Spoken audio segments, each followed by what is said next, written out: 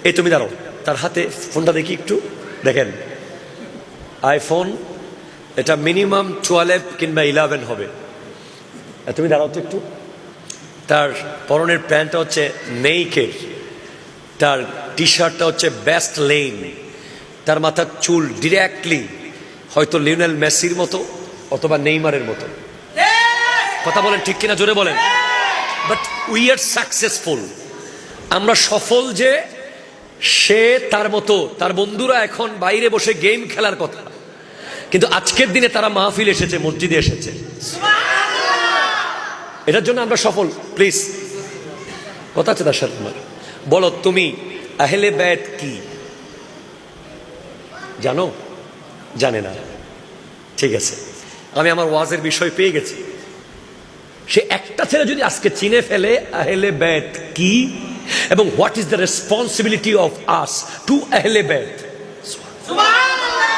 আহলে বাইত কারা, তাদের প্রতি আমাদের দায়িত্ব কি, তাহলে আপনি আর আমি মরে গেলেও এই মাহফিল জারি থাকবে এই ছেলের মাধ্যমে। এই যে বিশাল বাচ্চাদের একটা ক্রাউড, এরা আমাদের সম্পদ, প্রজন্ম, ভবিষ্যৎ। আহলে বাইত মানে পরিবারের সদস্য, ঘরের মানুষ।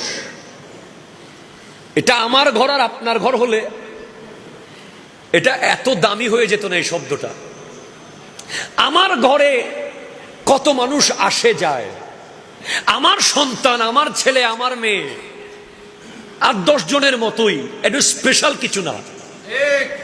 আপনার কিংবা আপনার এলাকার চেয়ারম্যানের কিংবা আপনার এলাকার এমপি সাহেবের কিংবা গোটা বিশ্বের যিনি বর্তমানে সবচেয়ে পাওয়ারফুল প্রেসিডেন্ট, ওনার ঘরের সদস্য আমার কিছু ফারাক পড়ে না।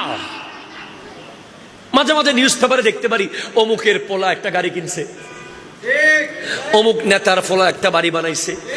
কথা কোনো ঠিক কিনা বলেন?